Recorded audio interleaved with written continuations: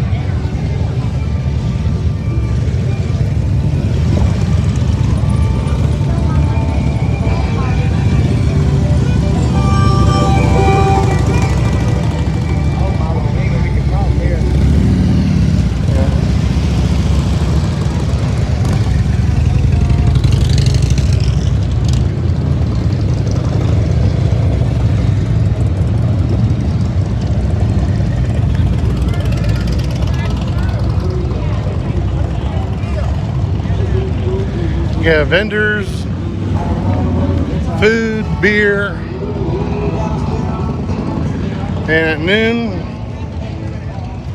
I guess you get your ham and jam.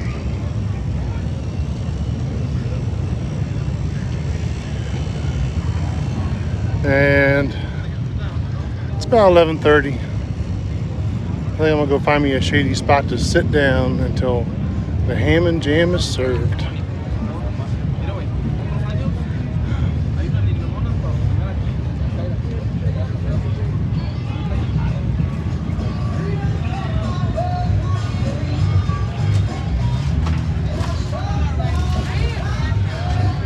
See you later.